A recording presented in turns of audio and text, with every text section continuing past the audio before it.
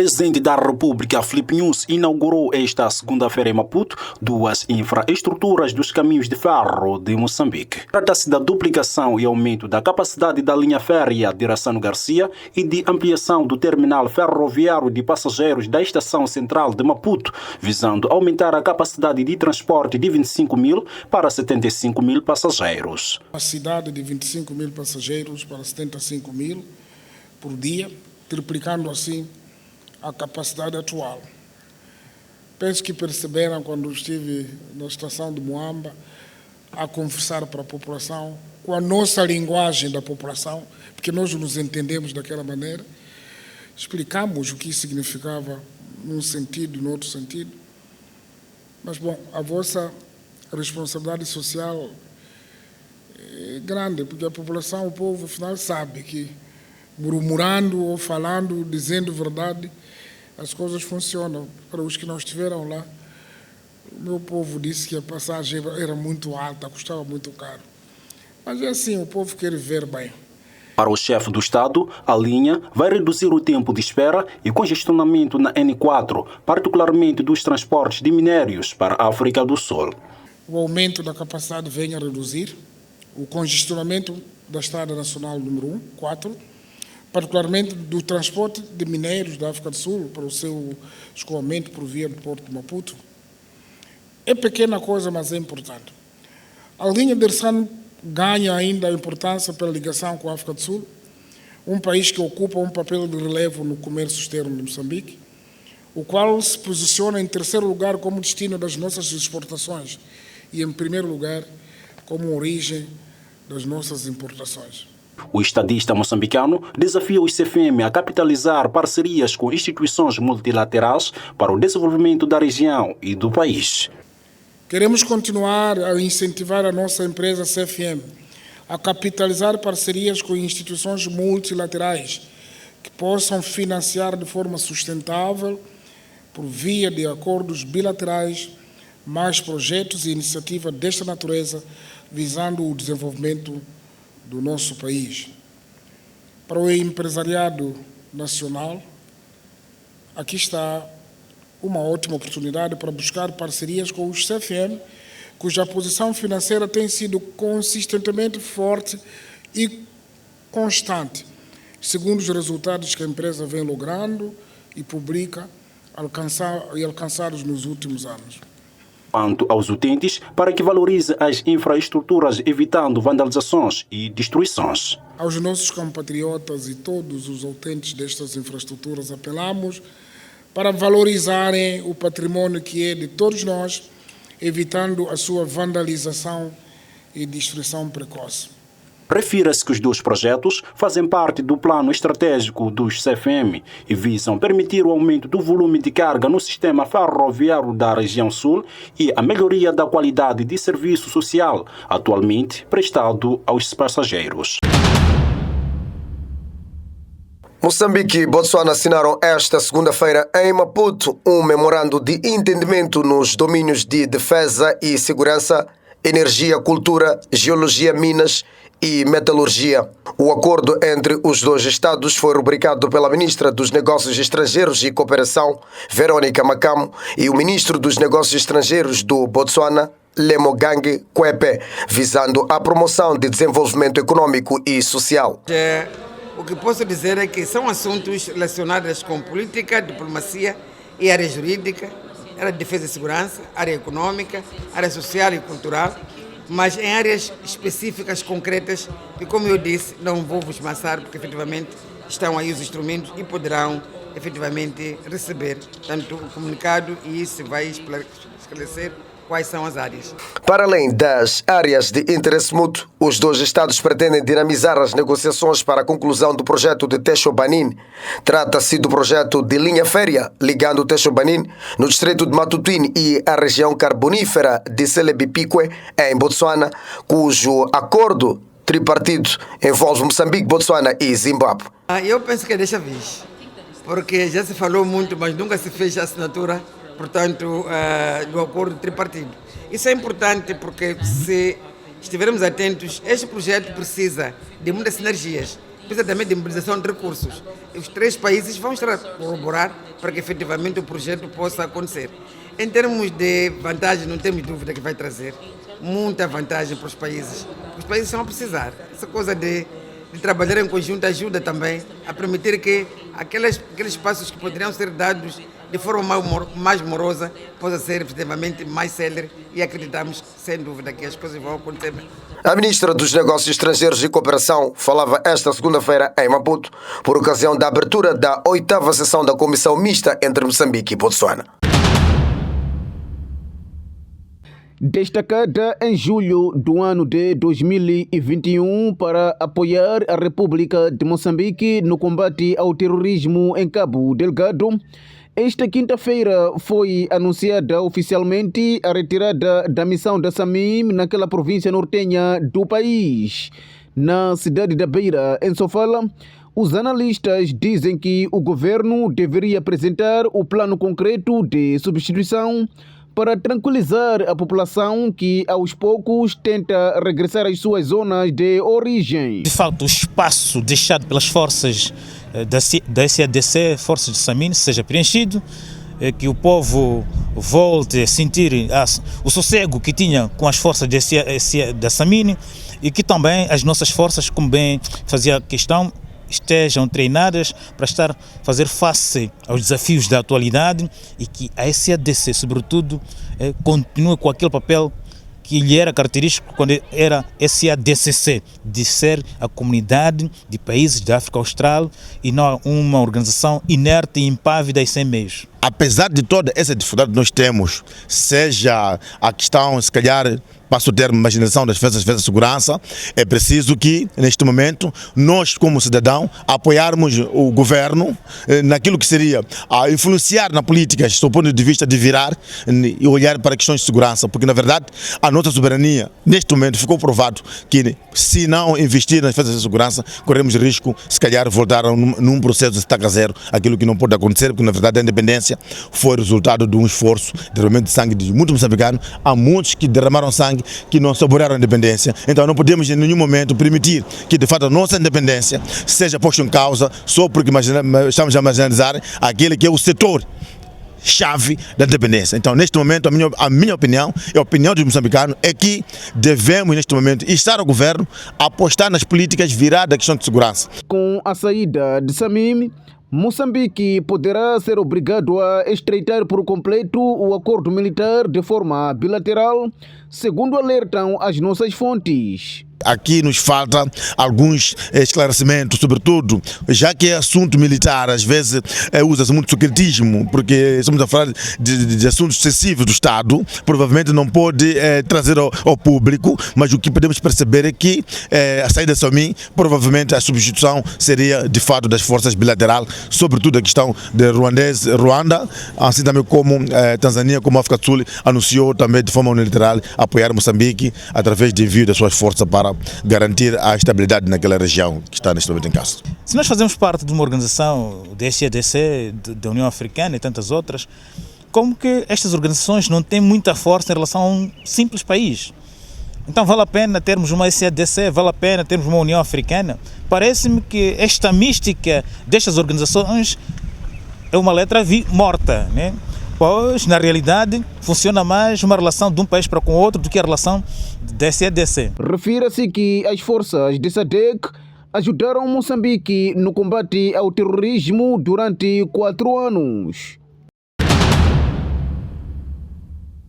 A Seleção Nacional de Futebol, os Mambas, na sua maioria de sub-23, e conquistou este domingo a medalha de bronze que corresponde ao 3º lugar do pódio ao derrotar a Seleção das Ilhas Comores por 3-1 na lotaria das grandes penalidades no torneio regional da COSAF, a prova que vinha decorrendo na vizinha África do Sul.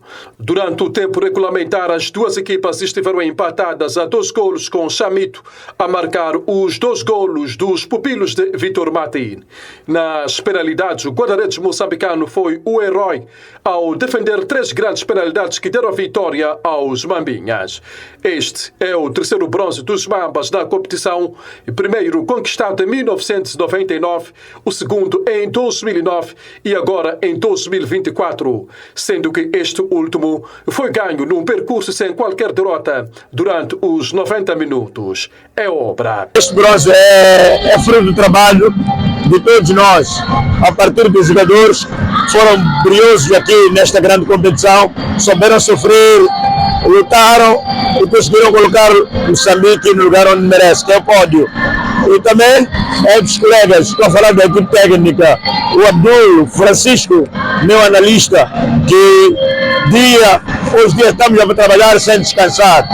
Diretor técnico, naquilo que foi o apoio total ao grupo de trabalho na recuperação de jogadores, a Federação Moçambicana de Futebol, pelas condições criadas para que esta rapaziada conseguisse ter o sucesso nesta competição. Acima de tudo, também não esquecer todos aqueles moçambicanos que gostam de futebol, que nos apoiam todos os dias. São eles que torceram por nós para que a gente conseguisse estar mais uma vez no terceiro lugar. Obrigado, Moçambique, por tudo. Obrigado aos jogadores. Dar os parabéns à nossa rapaziada. Não é? Nós não paramos no Moçambola, são miúdos, ainda estão numa fase de evolução. Dar uma mensagem de esperança, não é? E continuem nesta senda. Fizeram 5 jogos em 10 dias, penso que é bastante para eles, mas dignificaram o país, dignificaram o nosso futebol. Digo que não perderam nenhum jogo, foram perder nos penaltis só, no caso da Namíbia. De resto, o futuro está aqui, o futuro é promissor. Vamos continuar a trabalhar, a Federação, o Governo, toda a equipe técnica, estão todos parabéns por este grande feito de termos conquistado o terceiro lugar. Fruto da sua exibição na baliza dos Mambas, o guarda-redes da equipa B do Costa de Sol, Armando Doutor, foi eleito o melhor guarda-redes da COSAFA numa prova ganha pela seleção angolana que goleou na final a Namíbia por 5-0. Caiu este domingo o pano da 23ª edição da Taça Regional da COSAFA e prova que vinha decorrendo na vizinha África do Sul. A equipa moçambicana não ganhou o ouro, mas surge bem destacada no cômputo geral da competição. Os Mambas têm 3 jogadores da equipa ideal da prova, ou seja, no melhor 11 da prova. O guarda-redes moçambicano Armando Doutor, que defendeu 3 penaltis em frente às Ilhas Comores e foi eleito o melhor guarda-redes da competição. Já o avançado Sambito Alfândega, que marcou 2 golos no jogo deste domingo e, para além de ter sido eleito melhor em campo, também aparece na equipa ideal. Tal como o capitão dos Mambas, Dário Melo, que durante a prova foi por 2 ocasiões eleito Man of the Match, ou seja, melhor em campo, também consta do 11 ideal. A seleção angolana, vencedora da prova, surge com o maior número de jogadores, 6. Aliás, dos Palancas Negras também saiu o melhor jogador e marcador da prova. A seleção da Namíbia, vice-campeã da prova, apresenta apenas 2 jogadores da equipa ideal.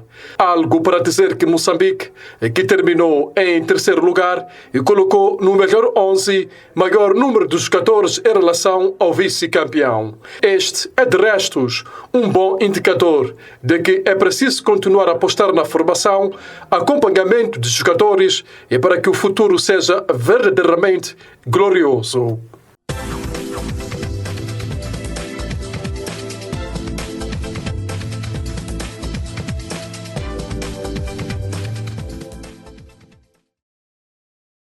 Jogo a contar para a 10ª jornada do Moçambola 2024, a Associação Black Bulls entrou dispondo de melhores oportunidades de golo junto à baliza adversária. Aos 25 minutos, fruto desse domínio, Kadri viria a abrir o marcador nesta jogada, gelando por completo o campo da Sualpo. Aos 57 minutos, o líder destacado no Moçambola confirmava a sua superioridade ao marcar o segundo golo por intermédio de Vitor. Apesar do 2-0, os Fabris do Planalto não jogaram a toalha ao chão, correram atrás do prejuízo e, aos 83 minutos, Dilson descobriu o caminho do golo. Era o 2-1 que realçava a partida. E já na reta final, um jogador do Teste África sofreu um derrúbio na pequena área do ABB. Com isso, os jogadores reclamaram um penalti, mas o juiz da partida não assinalou falta, o que deixou furioso os adeptos da equipa da casa, que a posterior invadiram o campo e agrediram o árbitro. Situação que obrigou a polícia a usar gás lacrimogêneo para dispersar a multidão.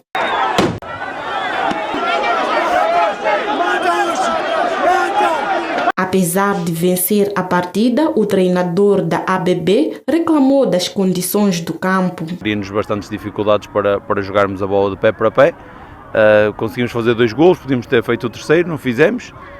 É o que eu estou a dizer, advém da falta de segurança que este campo tem, da falta de condições que este campo tem. Não tem mais nada do que a ver que isso. Se tivesse condições, isso não tinha acontecido. O diretor desportivo do Teste África de Chimoio, Gimo Patrício, promete trabalho para vencer o próximo jogo. Nós vamos continuar a trabalhar. É verdade que o nosso desejo era tirar os 3 pontos da nossa casa, mas não conseguimos, mas vamos conseguir. Vamos ver se conseguimos na próxima jornada. Com a vitória, a formação da Black Bulls continua na liderança da prova com 26 pontos, sendo que o Teste África ocupa o penúltimo lugar da tabela classificativa com 8 pontos. Refira-se que na sequência dos tumultos verificados no campo da SWALP, a Liga Moçambicana de Futebol condena o ocorrido e promete tomar medidas ainda esta segunda-feira. O presidente da República do Malawi, Lázaro Chakwera, anunciou o fim do inquérito independente que esteve a ser realizado por especialistas alemães e sobre a queda do avião que causou a morte do vice-presidente do país, Saulo Silima, no passado dia 10 de junho. O anúncio de Chakwera foi feito na cidade de Lilongwe, nas celebrações dos 60 anos da independência nacional que este sábado se assinalaram.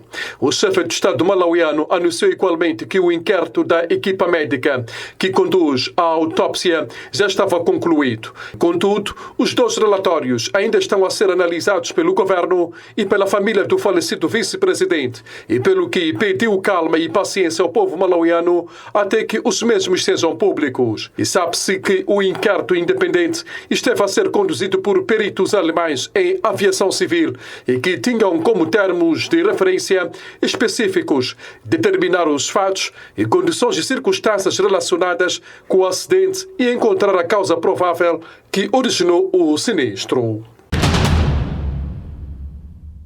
A Comunidade Econômica dos Estados da África Ocidental, CEDEAO, reunida este domingo, advertiu que a região corre o risco de desintegração depois da criação de uma confederação pelos regimes militares do Níger, Mali e Burkina Faso. E para além das numerosas ameaças à paz e à segurança e dos desafios da pobreza, a região enfrenta também o risco de desintegração, afirmou o presidente da comissão da CEDEAO, Omar Alieu Touaré, alertando os 3 países que saíram do grupo regional e para o risco de isolamento diplomático e político. A ruptura com estes 3 países também agravará a insegurança regional e dificultará a criação de uma força regional, acrescentou Touaré, citado pela agência France Press. As relações entre o Níger e a CEDEAO deterioraram-se na sequência do golpe de Estado de julho de 2023, que levou os militares ao poder e que levou a CEDEAO a ameaçar com sanções econômicas e até uma intervenção militar, o que acabou por não se realizar, ao contrário das sanções econômicas que foram levantadas em fevereiro deste ano. Uma coligação de esquerda francesa conquistou o maior número de lugares na segunda volta das eleições legislativas, derrotando a extrema-direita, mas não conseguindo obter uma maioria absoluta. De acordo com os resultados finais, a aliança de esquerda Nova Frente Popular, formada há apenas 3 semanas, obteve 182 lugares e são necessários 289 assentos e para se obter a maioria na Assembleia Nacional de 577 lugares. O enfraquecido Macron e poderá procurar um acordo com a esquerda moderada e para criar um governo conjunto, mas a França não tem tradição deste tipo de acordo. O acordo poderia assumir a forma de uma aliança informal que seria provavelmente frágil. E os líderes da Nova Frente Popular já estão a pressionar Macron para dar à sua aliança a primeira oportunidade de formar um governo e propor um primeiro-ministro e para partilhar o poder.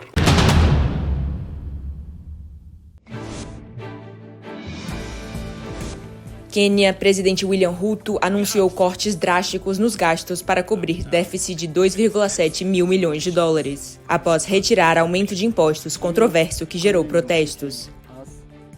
Quênia, dezenas de sequestros relatados nas últimas 2 semanas. Grupos culpam o governo. Ruto negou o envolvimento da polícia nos desaparecimentos, mas defendeu as ações das forças de segurança. Tunísia, alta autoridade independente para as eleições, anunciou o calendário eleitoral e as condições de candidatura para as eleições presidenciais de 6 de outubro. Mauritânia, o Conselho Constitucional confirmou a reeleição do presidente Mohamed Ould Ghazouani. Suíça, agências da ONU para refugiados e migrações disseram que as travessias terrestres em África são 2 vezes mais mortais do que as rotas marítimas mais mortais no Mediterrâneo.